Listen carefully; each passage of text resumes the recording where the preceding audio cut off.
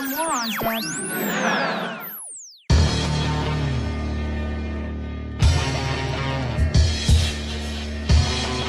Can I get a whooping?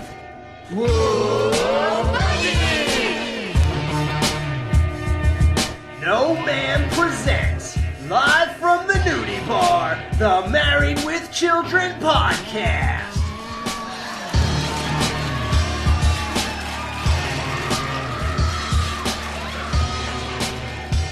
And here are your hosts, Jerry, Justin, and Al. Alright guys, here we are to close out Season 1 of Married with Children. I cannot believe we are already here. The only reason it seems like it went by quick is because it is, guys. There's only like 13 episodes of Season 1, and from there, that never happens again. I think they're all like 22 episodes a season or something like that. So, that's not normal. So, to finish out the first season of Married with Children, I am joined by the guy who holds the record for chugging 10 bags of Spuds, Jerry. What's up, Jerry? You know, I've never got why people said chugging. I mean, I chewed like every minute at least. Chug a Spud. And we're also with the guy who can't get his camera to work. Justin, what's up, man? Can't get his camera to work. Oh, Now I wanted to go real obscure with you because of what you said the one Camera time. to work. Go Hold on. just- Wait a minute. just go over to Marcy's and get the Japanese guys to help you. Oh, Bam! yes. You know what? That was funny. I was like, all right, this is the last episode of the season. Paying attention to every detail in this thing. And I'm going to get the joke this time. And I didn't. I didn't again. Damn it. I found a way to get around it. Okay, guys, this episode is called Johnny Be Gone.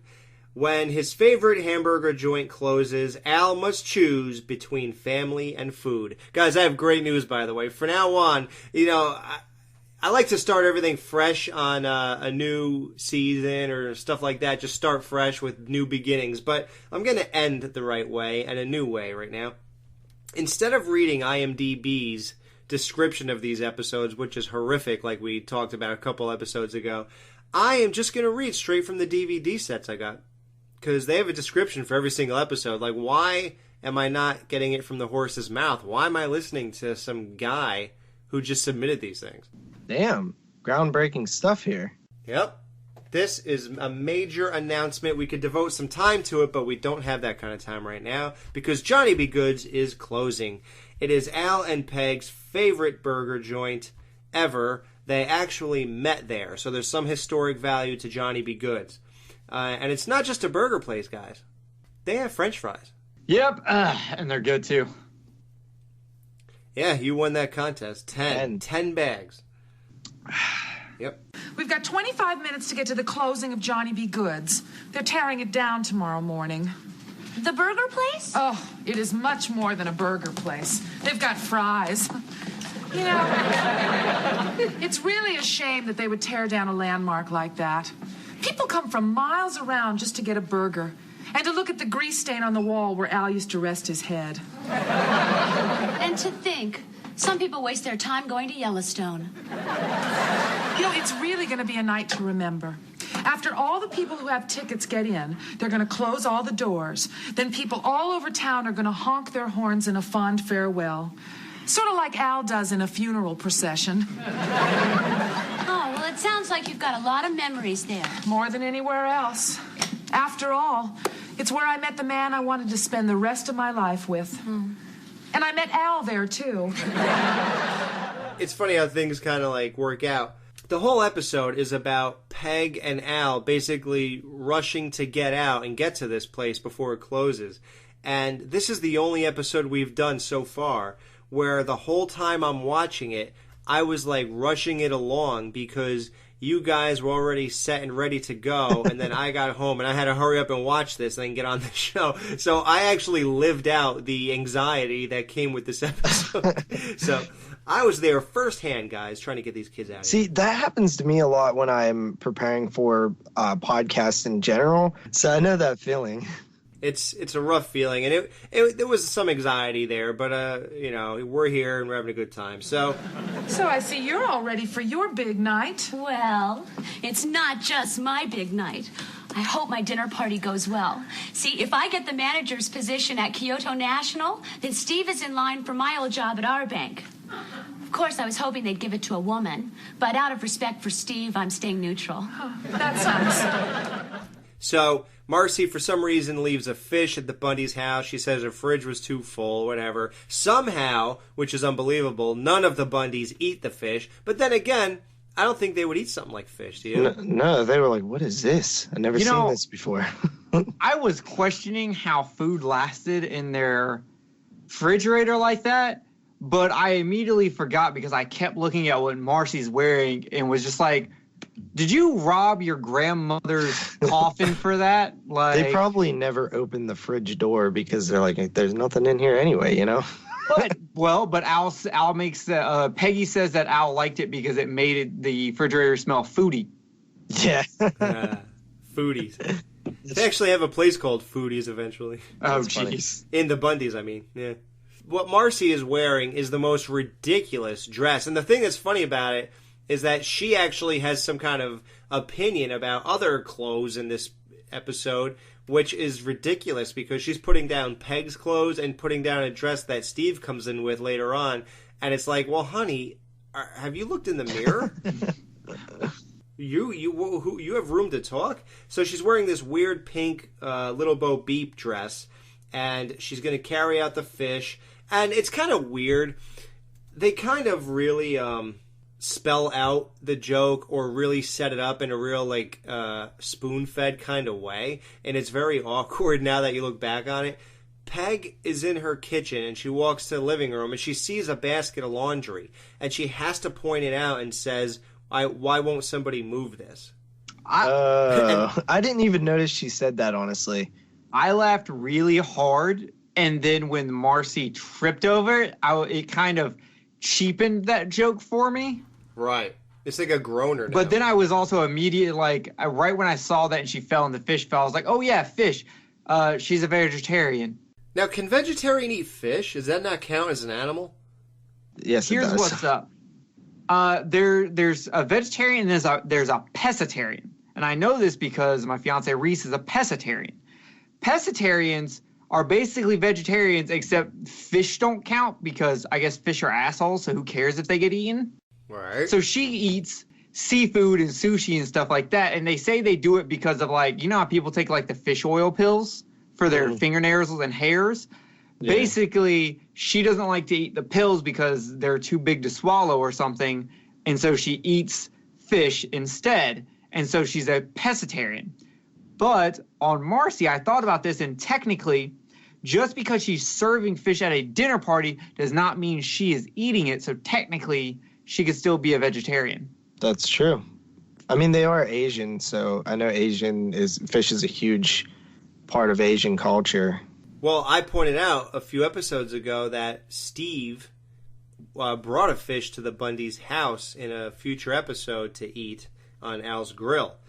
But so they do eat fish, actually, in that house. So they just might not know back in 1987 that they're called pessimists. Pessimists. Oh, pessimists. Or whatever you say. Pescatarian. So, Marcy, the joke becomes like a groaner, like it's an eye roller. Once you put it together that Peg set that up that way, but whatever, it doesn't mean anything, but it was just very odd. Yeah. Like she backs over Peg's laundry and spills the fish guts all over herself, and that dress, she actually found a way to make that dress uglier. Yeah, dude, that fish thing was annoying me the whole episode. They keep picking up the fish. I'm like, sit the goddamn fish down, please. Like, why do they keep playing with it? Yeah, it's annoying. It was like messing with my anxiety the whole time. I'm like, you already dropped it on you once. Just put the fish on the table.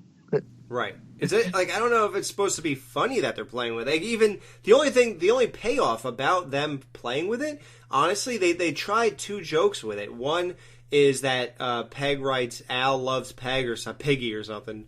It's supposed to be an E. So that's sort of funny, I guess. But then The real good joke is when Al says that even nerds get married to Kelly, and she goes, yeah, one day I'll be sitting on a couch with my natural hair color, stroking or fondling a fish. That's something to look forward to. Like, that actually worked. Yeah. Yeah, with the fish fun. I almost felt like they meant to have a payoff with the fish down the line in the episode. They just forgot it, and it got off the hook or something. I don't know what happened. Wait, it got off the hook? Did you just say it got that? off the hook, and Okay. they forgot about it. Like that's what I thought. Well, you know what? They really did go overboard with the fish joke. They really did. Like, and there were some real sinkers in there. We're never gonna make it. I got an idea. Do you see a fish eye? No, but I see a chicken leg. Hello, Johnny B. Goods? Who's this? Hey, Spike, it's Al. Hey, you got a minute? Hey, the hell with the People magazine interview. You gotta do me a favor. Hey, you know my friend Fat Charlie? Yeah, the fat one. Yeah. Well, he's got number 50 and I got number 8. Would you mind if I traded with him? Great. Yeah, would you go out in the parking lot and tell him? Yeah, fine. Yeah, I'll get there when I can, okay? Yeah, rock and roll forever. Yeah, Al is number 8. That's the best ticket you could possibly get, besides 1 through 7. And so it's this whole big thing. They're closing it down. They're tearing it down. And then one last time, they're serving burgers and fries. I mean, if they're going out of business, I would just say I'm closing down every week and to have all these people show up. I mean, they had like 190 people show up. Yeah. Just keep on saying, like, be like the Rolling Stones. Have like 1 million farewell tours and just stay in business. Man, dude, I like this whole time I wanted to go to this place though. It did sound fun. There's no burger joints around me that aren't just chain places. Like, everything is a chain. Mm-hmm. Even if you find one that you think is semi-unique, you'll eventually find out that there's other ones, other places. Yeah. That actually happened to me. There's a place when we went to down near Orlando, Florida. We went to this place called Johnny Rockets, and it was like this whole like 50s style, like cool burger joint, like where the servers and stuff did like 50s talk and dance and stuff. And it was awesome. And then I move up here to Nashville and I go to the mall and they have a Johnny Rockets in the mall. Yeah, I know of that place as well. I've never been, but I know of it. I loved it, but at the time I was younger when it was around, so it was too expensive for me. I was like 18 years old. And I was able to, drive now and go to the mall whenever I wanted. And I loved the whole atmosphere. And I was really big into Happy Days at the time. So it would seem ideal for me to go in there and act like I'm at Arnold's or whatever. Yeah, I did it one. Does this still exist? Yeah, like I have a Johnny Rockets at my mall. Oh, maybe now that I have like a real job, I should go in there. Yeah, especially how you go to that one diner like 3 times a week. Well, that's where Friday 13th was filmed. I have to go there. There's a few, like when you get more towards Pittsburgh, I live in Southwest Pennsylvania, and when you get a little bit more into the city, there's unique sort of mom and pop shops like that have different burgers, and there's a gyro place that I went to and stuff like that. So they are around here, but just pretty far out of the way to go get a burger, unless I'm going there for something else. But I do wish that I had like a burger spot or something like that around this area that, isn't a chain. Because chains are just different. They like, even if they are good, they're like good for a chain. They're not it feels assembly line-ish. Yeah. Yeah, with the chains, I just never feel like a link between us. Unbelievable. Al ran into a Mercedes and doesn't care because they should have bought American. He left a note saying, next time buy American on a Japanese person's car. Like, yeah. Hey, hurry up. We got to get to the restaurant. We're in the group that's going in first. Number 8. You're kidding. How did you get such a low number? Well, you know how Bud's always complaining I don't let him stay out late enough. So I told him he could sleep on the sidewalk last night at Johnny B. Goods, and he got us number 8. Bud wasn't home last night? Oh, well. At least he was doing something worthwhile. Man, I'm starved. I can't wait to sink my teeth into one of those burgers one last time. And those great fries. I still hold the record. I think I can still eat 10 bags in one sitting. Oh, you are great, honey. Dude, that was funny. Yeah, Like- Bud never complains he never gets to stay out late. Yeah, I was just like, wow. You And mean then, Bud wasn't home last night. oh well, it was for a good cause. Yeah, it really worked out in the end. Like, there's so much good. Like, I got to cover a few of the jokes before we get to Kelly. Okay. One, we hear about the 10 bags in one sitting, which I want to ask either one. Do you think you could eat, like, we won't even go with bags. Let's say a large McDonald's fries. Right. Could you eat 10 large McDonald's fries in a row? Probably not. But have you guys ever been to Five Guys? Yeah, I have that. If you get like a large fry, it's like they put a little cup in a bag and then just dump fries on top of it. They really And do. I got one of those to split with a friend once, and we didn't even finish that bag. So Wow. I always feel bad after I eat some of them because I look at the bag and it's just like you can see the grease rising, just staining the bag. Yeah, when the bag is see-through, then you know you should start shopping for coffins. I mean, that's horrible for you, but yeah. Did anyone else notice what was written on the towel Marcy was Yes. wearing? I know y'all were trying to look away.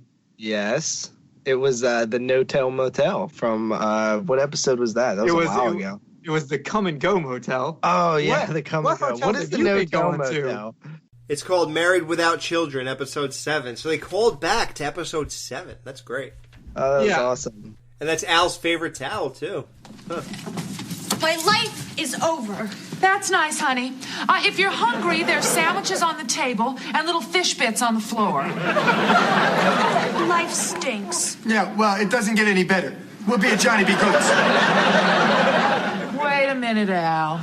We can't go with Kelly like this. Why not? Life will stink tomorrow. I know mine will. All right. Kelly, this usually takes an hour. I say, what's the matter? You say, nothing. I say, come on, honey, I know something's wrong. What is it? You say, nothing. So let's cut the crap. What's wrong? Nothing. Come on, honey, I know something's wrong. What is it? And keep in mind, I haven't eaten anything all day. Okay. Well, Judy's having a party for all the kids who count, and I wasn't invited. Well, honey, if they were really your friends, they would have invited you. Well, thanks a lot, Mom. So what you're trying to tell me is that I have no friends. It's great. Why don't you really cheer me up and tell me again how lucky I am to have inherited the Bundy forehead? For some reason, Al and Peg care about the emotional stability of their daughter, which is just really strange, but I guess that's nice, and it's also a nice way to end the season, actually. I don't know if you guys know this, but it happens on The Simpsons a lot. They're almost required, or somebody has the good idea or something, to have a heartfelt episode at least once a season. And, the Bundys sort of did that with the 16 Years and What Do You Get episode, but I guess now they have to address that they care about their kids, too, I guess. It's good, I suppose, to finish a season that way. That way you have a good taste in your mouth for the family itself. Because you're supposed to really love this family. I get what you're saying, but this episode didn't really feel like a season finale. Like, if I would watch this and not know how many episodes were on the season, I'd get to this one. Like, I wouldn't be like, yep, that was the finale. You know what I mean? Isn't that kind of weird? I don't know if the rest of the seasons actually have, like, finales, but I know that of the time in the 80s, sometimes it was common to not actually have, like, a big episode finale type thing, so. Yeah. I thought the reason that it didn't feel like a finale is because season 1 has no overarching story. It is literally just every episode is a situation that has no tie to any other episode, and they'll just reference it every once in a while. Yeah, shouldn't 16 Years and What Do You Get be the finale? Doesn't that feel like a finale episode? Yeah, that should have been the impact episode, and with this one, like, it almost feels like they're trying to make you, like, look, they care about their family. But if you look at, like, them caring about their children, Al doesn't care. He's trying to leave. Right. And then Peg's like, I'm going to help her. And then when Peg fails, then Peg guilts Al into doing it. And so then Al does it. And then when he fails, he tries to get out again. He's like, oh, I tried. Thanks. Let's go. Yeah, it's really weird. Like, why show us that they're taking an interest in the emotional stability of their children when they're half-heartedly doing it, and then the other parent's failing at it? So it's kind of weird. This problems that they're having isn't necessarily like major issues, right? Like Kelly's being kind of just, you know, shallow friend. It's all about like not being invited somewhere and not being popular, right. You know what I mean? And Bud is just wants to do, you know, finish his car so he can go to his thing. It's not like these are life-threatening, major suicidal type issues or anything like that. So I think that's partially one of the reasons why he's quick to brush it off, considering what he's trying to do is such a big, important moment between him and Peg.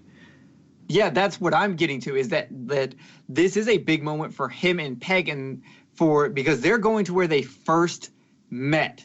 This is like, Peggy is actually talking good about this place, and it involves Al. Peggy does not do that a lot. We've heard her many times talk about, like, in this season, their idea of going out and doing something special was the Come and Go Motel.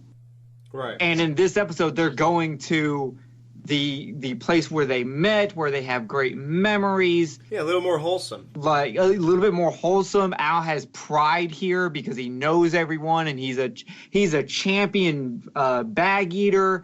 And even Peggy was like, "I'm gonna cheer him on." Like, so there is. It seemed a little bit bigger than just he wanted to go eat burgers too. Like, it actually felt like he did care about the tradition with Peg. Right. Yes, exactly. It's weird that the whole dynamic is almost off. It's like, you're showing us you care, but you really don't.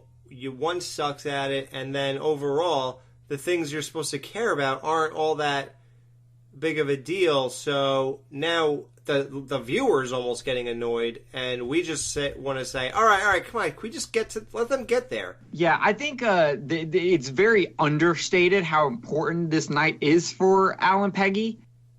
Right, that too. It's very understated. Yeah, because the whole time, like, you're just like, let them go to their place, and they never get to go because of their children, because they're married with children, and that's their life. Yeah. He's like, didn't want to get married, got a wife. Didn't want to have kids, now got two. How did this happen? Yeah, how does it happen? You know, Al and Peg are just consoling her pretty much and things like that. And then Al has to call his friend Spike and trade his number 8 ticket for a number 50 ticket. Do y'all think Kelly's forehead is big?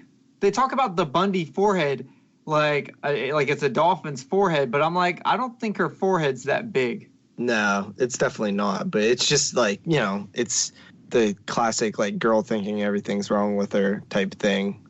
You know, even if it's not.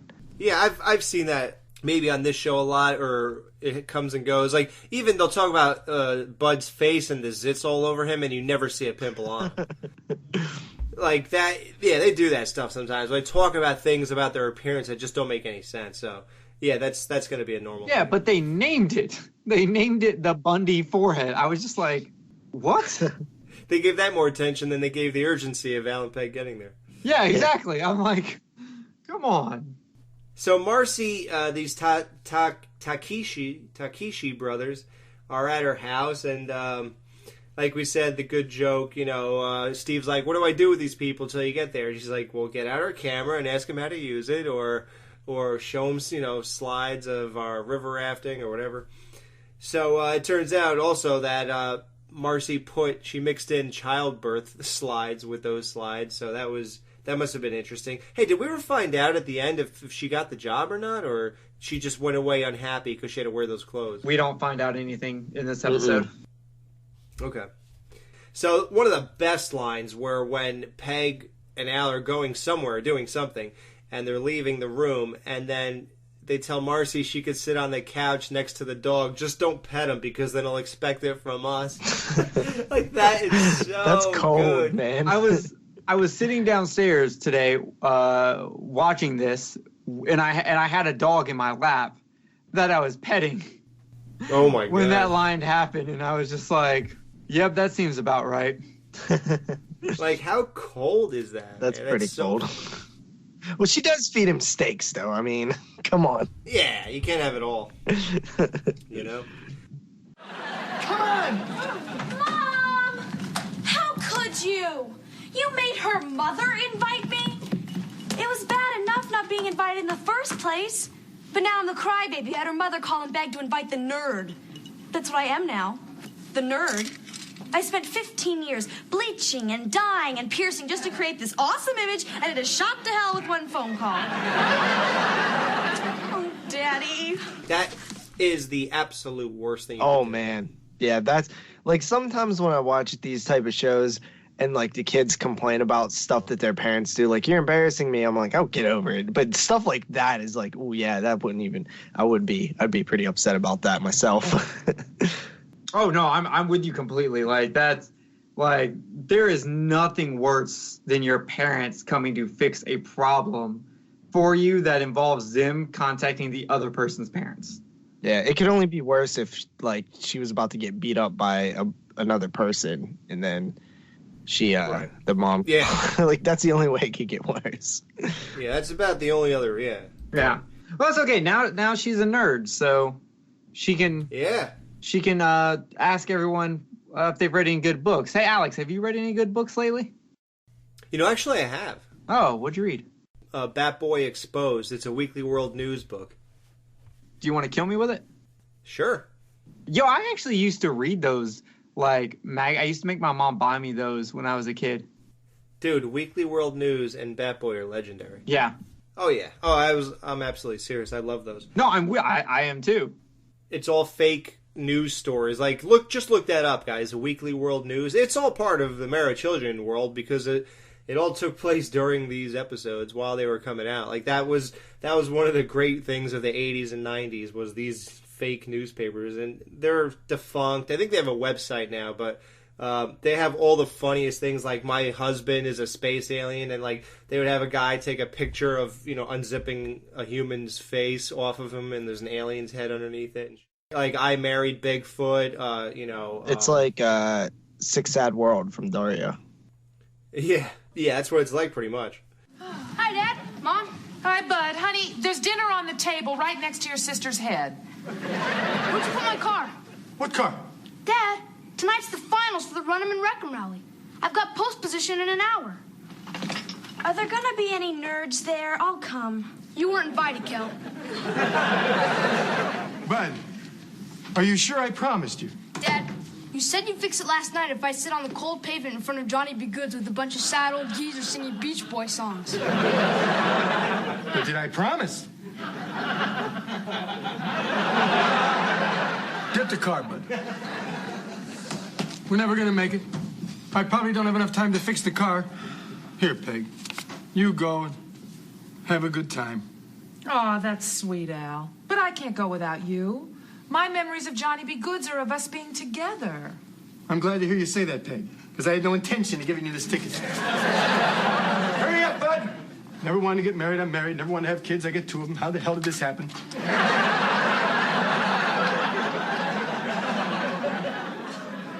Hello, Spike. Al. Listen, is no John McKenzie there? Yeah, the one with no jaw. Is she there? Great. Listen, she's got number 110. Tell her I'll trade my number 50 for it, okay? Yeah, thanks. Yeah, rock and roll, yeah, something. One of the better lines, again, is, they're interacting some more, and then, something happens, and then Al says to Marcy, because, at this point, Marcy, we weren't very descriptive. Marcy is just wearing a towel only. Just wearing a towel because her clothes were hand-washed and in the dryer, because, like we said, she spilled fish on it. Al says to her, what's holding that towel up? I didn't get that. Is he saying she doesn't have boobs? Yeah. Damn. Yeah. That's cold. This episode has so many good lines. It's almost like the beginning of episode 8, the poker game. Yeah. But one of my favorite lines, Al's trying to read through the instructions on how to fix this car. And he goes, these aren't instructions. It's the history of World War II. Nice to spend these father-son moments together, Dad. Shut up, I'm trying to read. Oh, great, this is Japanese. Oh, here we go. Achtung, ihr habt die Karte. These aren't instructions. It's the history of World War II. No, here it is. Attention vous avez. Oh, hell. More people we should have killed. Where's American? I was like, yo, Jesus, what the hell? Even the audience was kind of taken back by Yeah, wow. I was like, man, Al is savage. But then, right after that, I think there's no way this could get better. And then Kelly starts complaining that, oh yeah, you fix your male child's problems while your daughter takes the back seat. And Bud, who is a chip off the old block from his dad, quickly just says, well, you should be used to that, Kel. And I'm just like, oh my God. They did not just say that. You're going to love the Kelly is a slut jokes that go on with her and Bud. And it actually makes her hotter in a weird way. Wait, hold up. When are we not pedophiles anymore? Well, she's 17. She's 16 right now. Right now? She didn't have a birthday yet? No, I'm pretty sure the she's still actress 16. is 16 as well? Well, I wrote it on our Facebook page. I told everybody when there's a certain moment and when we are no longer pedophiles that we could talk about Kelly and it's okay. By the way, we're technically not pedophiles because she's past puberty. We're statutory rapist. Oh, that sounds better. Yeah. Yeah. We're vocal statutory rapists. So I think we're allowed to talk about her. I think guaranteed season 3, but I really believe that her birthday is somewhere in the early part of the year or the right part of the year where around season 2 we can start talking about her. Even though I'm still 20 years older than her, so I really shouldn't. But in actuality, you're close to her actual age in real life, though. Now. Well, yeah, but I'm just saying, we're watching back in the past, but... But check it out. Me talking about Kelly is like Al talking about her that way. Like, how messed up is that? I'm literally, when I started this show, or when this show started, 1987, I was 8 years old. So, oh wow, even Bud is older than me, huh? And I was going to say, and now I'm going to be Al's age, like right now. So Peg realizes, with this whole thing, now with Bud and these instructions and everything for fixing a truck. I don't even know what they did to the truck except put a battery. I don't even know what Al did, but he was just. I was watching his hands a lot. He was just sort of fiddling with it. He's not actually doing anything most of the time. Right. Yeah. So Peg calls up Spike, trades 110 for ticket number 198, and that was Easy Edie's ticket. So Steve comes in with that ugly dress I was talking about earlier. Marcy complains about it, which we said she has no right to do. And he says he grabbed the first thing he saw. And I was like, yeah, that's how I got married. Or that's how, That's how I got Peg. Yeah, that's how I got Peg. Justin, I don't know how well versed you are in power dresses, but did you feel like this was a power dress? I don't know what the hell a power dress is. A power dress is a dress with power, Justin. It's the kind of dress that makes you, you know how people say dress for the job you want, not the one you have? It's almost like it's supposed to, like if you're at a power meeting, you're not going to dress like a slob. You're not going to not wear a tie. You're not going to wear your not best jacket. A power meeting, you are dressed to the nines. Your hair is perfect. You got cologne on. You're shaven. You got your best shoes on. They're spit shined. Like, that's power dressing when you go into a meeting to get a promotion and you're like at your top, at your best, presentable wise. Marcy was not that. Yeah, this broad had on a Merry Little Lamb dress on originally, and she considered that a power dress. She had a Merry Little Lamb dress on that was literally from 1952. That makes zero. She's just an idiot. I don't even know what any of this is supposed to mean with this dress thing. Like, it couldn't have been more hideous to begin with, and then we're supposed to think something of it when it looks worse at the end, I guess. Like, why not have a nice looking dress that got messed up so we could get the complete juxtaposition between when it looked good before the fish and now after? Why give us a hideous thing to begin with? Well, here's the other issue I have, though. Like, you would think Marcy wouldn't wear a dress if she's meeting, like, business males. She would wear a business suit.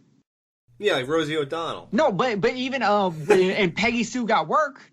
She wore more business attire than that. You would think she would wear something like that to meet business people for a business promotion.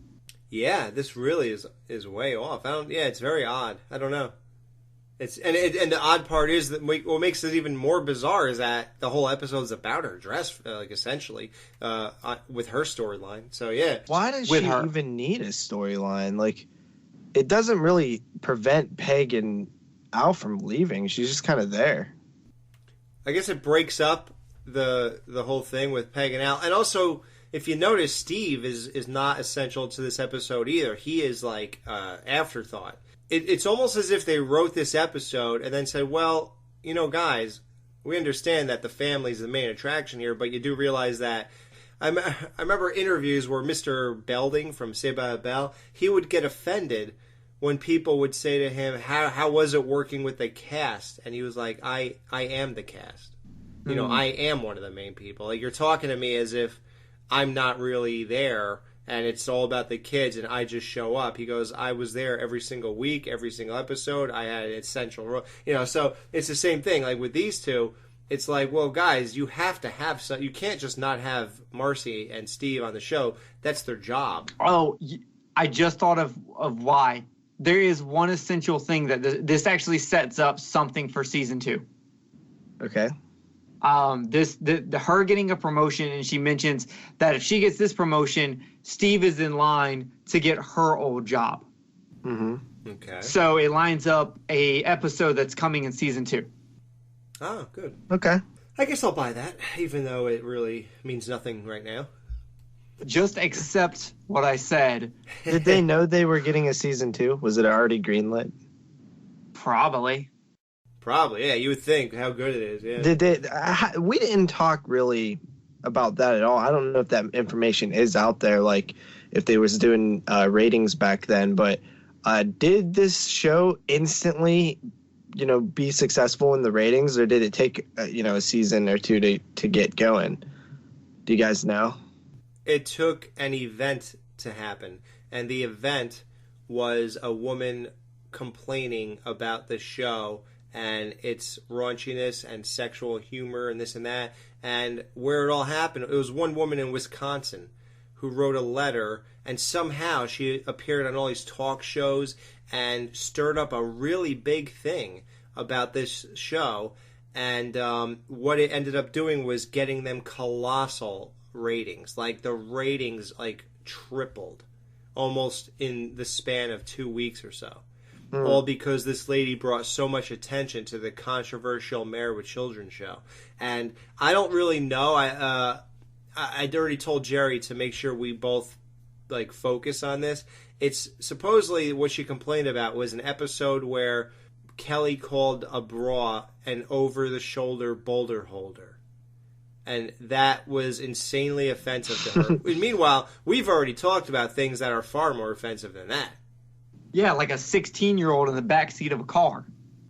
Right, yeah. I mean, seriously. Why do you care about somebody making a humorous description of a bra, but you're okay with, I wonder if I should bed her down before or after boxing? Yeah, or bombing the French, which we've talked about before in this show. Yeah. Stuffing a bra is okay, but you can't mention the actual job of the bra. I don't understand that. Yeah, and Kelly has a porno magazine that the mom's looking at. Whoa. I don't get it. What is the problem with that joke?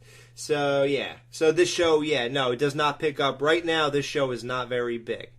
It is just there. It's not what it became. All right.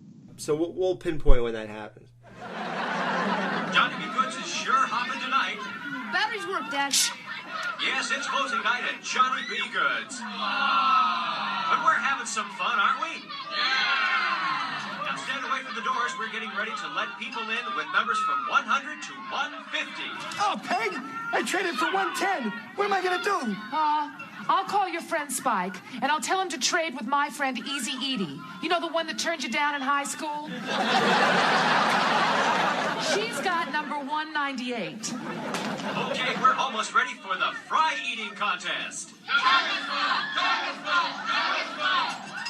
Those people are morons, Dad. Give me the batteries. I'm done. I want to say one thing because we haven't got to talk about Steve.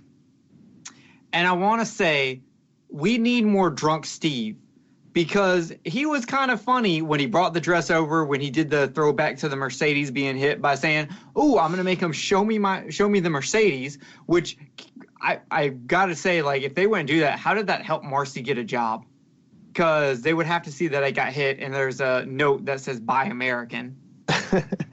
And Al wishes he was blind. Oh yeah, man, seeing Marcy. It's weird. I never really got those jokes growing up, but for some reason now I really share that whole thing. Like, there's a really funny joke coming up down the road, so people will forget about it. So I'm allowed to say now. It won't kill anything. Peg. Oh yeah, like there's this lady who's fixing their refrigerator one time, and Al and Steve are just staring at her. That is such a good episode. Yeah, that's the golden years. Like, that's when people are going to be tired of me giving every single episode 5 out of 5. And that's why I've been doing it sparingly, because I know that's coming. So there's one moment where, I don't know, maybe Marcy says, "Peg, doesn't that get you mad that they were staring at her?" So Al and Steve are sitting on the couch, and that table in front of them, Peg's at that table, cleaning something up, and she goes, "Oh, please, men will stare at anything." So she goes to that table and bends over and picks stuff up, and they both look, and they just both turn their head and look somewhere else, like anywhere else. So, no, we won't stare at everything, Peg. And I never really understood that joke until I watched it like a year ago, and I was like, yeah, I get it. Yeah, I can't wait till we get that. That episode is fantastic. The Steve and Marcy really shine in that episode. Oh, yeah. Sounds fun. It's great. Did anyone else feel like this was literally the fastest episode you have ever watched of Married with Children? Like, it started and ended like that. It really did feel very, very, very fast for me. And I noticed this. So, but like, this episode literally starts and lasts literally barely 30 minutes long in their real time. Yeah, 22 minutes. It's all in real time. Yeah, it's like almost like one take in a movie. Yeah, was there ever I guess for commercial breaks that obviously ended, but when they came back, they were sort of doing the same thing, I think. So yeah, when I watched this, I was like, when it ended, I was like, wait, it's already over? There's no way this has been 20 minutes. Like, it felt like one long shot, like almost like a stage production. Yeah, I didn't even think about it, but yeah. And I remember going into this, I was like, I remember not being too fond of this one. I was like, yeah, it's all right, I guess. It's nothing to rewatch or anything like that. We really do notice more things when we're doing this podcast because you have to focus a little bit more and be more aware, and it makes you appreciate things a little bit more. So I did appreciate all the writing a little bit more than I ever did before. Yeah. I actually noticed that after I was watching this one, and I really, really thought that there was so many like funny jokes, and they were just fast paced. Like some of the early episodes, we talked about how like the jokes are just boom, boom, boom. They just keep hitting like really, really rapidly. And I actually looked at the writing credit for this episode, and it's actually the same writers who gave us "Have You Driven a Ford Lately" and 16 Years and What Do You Get, which are two of our favorite episodes. Yeah, it is. Those are our favorites. You know, 2 of them, anyway. Yep. That's a record so far tonight, 8 bags. You know, there used to be a guy who came around here that could eat 10 bags. Al the Pig Bundy. He wouldn't pay for them, but he'd eat them. Well, it looks like they're going to be seating the last group of people in about 10 minutes. That means it's last call for cholesterol. Now remember, you can still be a part of history. When we announce that the doors are closed for the last time, we want people all over Chicago to honk their horns to say goodbye to Johnny B. Goods. So the big payoff at the end of this one, I guess, is just that Marcy's dress is not suitable for this interview, and Alan Peg, they can't go to Johnny B. Good's, so they come home and do what they always used to do when they got back, which is just watch TV. Yeah, I thought that was a cute little thing but Bundys don't have traditions. Like I thought that was kind of adorable. Like it sucks that as soon as they walked out of the house, they heard all the horns honking and had to turn right back in. But they got to do what they used to do after it, and that was sit on the couch in Peg's mom's house and watch TV together. And that's the sweet ending we get. That means Al scored a point every night after he left Johnny B. Good's. He got out of sex. Holy dude, have you realized we haven't had to give a point to either one of them in like 2-3 episodes? Not since the blonde wig incident. So it's like one time in the past like 4 episodes, I think. Mm-hmm. Yeah, you're right. Yeah. Man, that's crazy. No Ma'am will be right back to wrap up this week's review. Be sure to join their Facebook group page for all the podcast news and updates. Just type in www.facebook.com/groups/marriedwithchildrenpodcast. Be sure to subscribe to them on iTunes and please leave a review telling them what you think of the show. To subscribe to their YouTube channel, just go to channels and search up Married with Children Podcast. You can email them at marriedwchildrenpodcast@gmail.com. Thanks for checking out this review. Now the guys are going to give their final thoughts and ratings of this week's episode. All right, guys, how many bags of Chug-a-Spud do you give this episode of Married with Children, Johnny Be Gone? All right, so I think that this episode is decent. It doesn't have any huge moments that, are new to the series. It's kind of just regular old hijinks going on.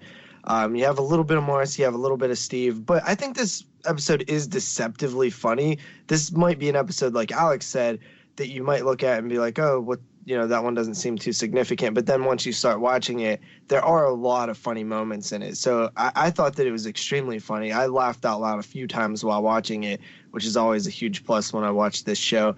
And I'm going to go with, because it didn't have too many significant moments, I'm going to stay at around a 3 out of 5 bags of Chug-a-Spuds. Right, that sounds like a good answer. Jerry, how about you? How many bags of Chug-a-Spuds you getting down for this episode? I had a really hard time with this because I almost kept trying to justify a reason to give it 5. And I don't know why. I don't know if it was because of the season finale or if it's because I read it and so I was like, oh, well, Al is sacrificing for his kids. This is really important. It shows him being a good father. But then I was like, he's only sacrificing because he's getting guilt-tripped by Peggy. And he really just wants to go out. But then I was like, oh, but he wants to go out because it's a special event for him and Peggy. This is very important to him. But they never make that. And so that's not really there. And then I was like, oh, but they never make that because they're married with children. It's literally like dropping the name of the show without actually dropping the name of the show like they did with the stewardess. I just kept trying to find a reason to give it 5, but I just can't. There's a lot of hints of significance, but nothing actually lands. We talked about this not feeling like a season finale, and I think it's right. This would have been better if they would have switched place with this one in 16 years, because this one had great writing, jokes after jokes after jokes. It went by super fast because of how funny it was. Very fast and furious. I laughed constantly. Every time I took a breath, it was another good joke. So I have to give it a 4 out of 5 for the writing. I think the writing on this episode was amazing. So 4 out of 5 bags of Chug-a-Spud French fries from Johnny B. Good's. Nice. I'm going to land right between both of you guys, and I'm going to say 3.5. You both, me talking right now is pointless because you both really pretty much rounded out exactly everything, every aspect of why it would get the rating I'm giving it. If I'm going to say anything extra, I thought Al had a few hints of what he will become in this episode. He seemed not as much of a grumpy dad and stuff like that. He seemed like he was getting into that, how he's going to be eventually not a sad sap or whatever, but like, you know, he just didn't have that same like sternness, and he seemed to have more of a sense of humor about himself. So that was good. So he's like slowly becoming what he will become, but he's not even near there yet. But it was cool to see little signs of that. It was nice to see Kelly get a little bit more screen time in a regular episode. It was weird crowbarring Marcy into there as the B story. It's whatever. You know, fondling a fish. I mean, I guess they couldn't think of anything else to do with her. It's just really weird. There's like a lot of weird things that way, you know, and Al not really genuinely caring seems like the right character trait for him, but well, then why are you staying home if you don't really care? You know, like there's episodes where he says, I have kids in here or out there or somewhere, you know, when Steve says, Al, I'm horny and I've been to Buffalo. So I'm not really sure what we're supposed to take from it, you know, in that way. So just for all those kinds of weird reasons, and then they wrap it up with like a sentimental thing of sitting on the couch and watching TV, and it was a great ending shot. I mean, them looking at the screen, you know, at us with the remote control, it's a great end. Yeah, it was. Yeah, but I don't know. There's like something incomplete or missing or something, but there are a bunch of great one-liners, you know, like... So it's very hard for me to really encapsulate the entire episode because it just seems so weird. But yeah, 3.5. So I'm in the middle of liked it and really liked it. I'm just 3.5. So that's my rating. You know, you brought up a good point though. Like throughout season 1, there's a lot of Al saying things to show that he doesn't care, but then he has the actions of doing things that shows he truly does care about, like his wife and family. Right. Like that, like this episode kind of like constantly shows that, but it made me think. I can pick out like a couple of times where in this season he's done, you know, he said like what he said to Steve, oh yeah, they're somewhere, but then he's done something very good for like his child or like for Peggy or something like that. Well, that shows deep down he really does love them or whatever, but yet when they're really in distress, he's doing it just because. He doesn't really care. But it's weird because they're missing out on something that's sort of significant, so that is showing that they do care. Oh, I wouldn't be here if I didn't care. It was almost that simple instead of seemingly like he didn't seem to have a genuine interest in helping them while he was sacrificing something big to do it. So that's how I mean. Like, it's just something is not gelling here. And I don't know what it is. And that's the only reason I don't think it's really that great. Because something doesn't gel here. And I just can't put the pieces together. So, all right, guys. Well, you know, the nudie bar is closing for the night. But before we get out of here, guys, so we have made it all the way through season 1. Thank you so much for taking this journey with us. That's the end. No, I'm just kidding. No, we have 10 more seasons to go. But what we're going to do is we told you guys that we gave a calendar and how every show would land on every Friday and what season you'll be in at this point of the year, that the year, and this, that, the other thing. But we actually decided to implement something a little different. We feel that for every time we wrap up a season of Married with Children, that we should have a season wrap-up show. And, you know, one of our good friends and longtime listeners, if you consider 13 weeks a long time, Joey from Death by Podcast, which recommend. They have a really cool logo for their podcast thing. Just thought I'd throw that out there. Yeah, they do. It's a great show, too. Like, these guys are really cool. They're laid back, and they know their stuff. And so he said, and one of the things he knew was that, you know, we should have a female perspective once in a while on this show because it's so diverse that way that it'd be interesting to hear a female's point of view. Yeah, we tried just getting Jerry on the show to cover that, but apparently that's not good enough for you people out there. I know. I thought me here representing Steve was as close as you people would need. But no, we have to get an actual female. You care about chromosomes, jerks. No, what was the joke? Al said Oh, yeah, to Marcy, since Steve is the closest thing to a man that you have. Like, that's so great. No, I'm just kidding. No, Jerry, you are a real man. Seriously, bro. So Thanks, Dad.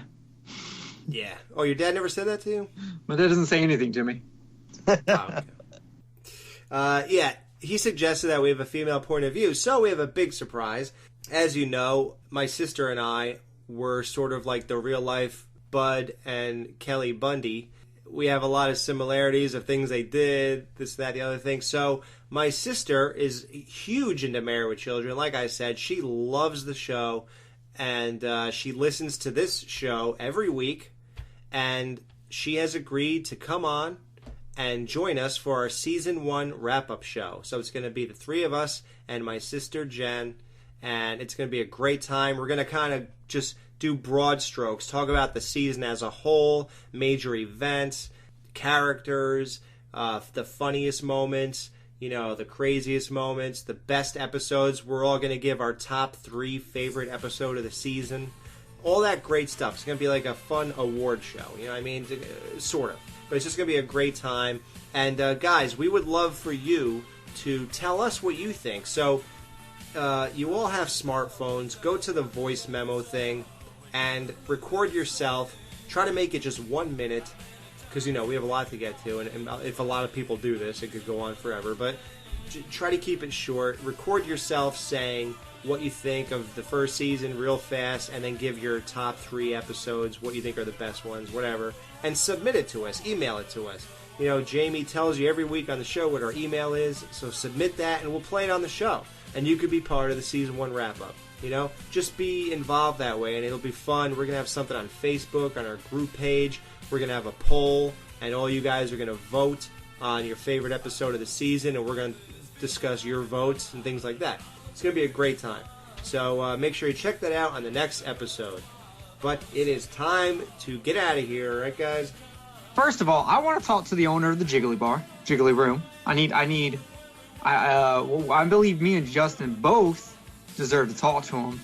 But 2, we got to relook at my contract. You want an extension? Yeah. And I want a little bit more money. I don't know if Jerry wants more money or not. Well, I pay you in singles. Yeah, I know, and it's nice for the Jiggly Room, but you can pay me in more singles. Jerry, how do you feel about your pay? I don't mind the pay, but just quit calling me a lady. Well, in all fairness, I didn't do that. Yeah.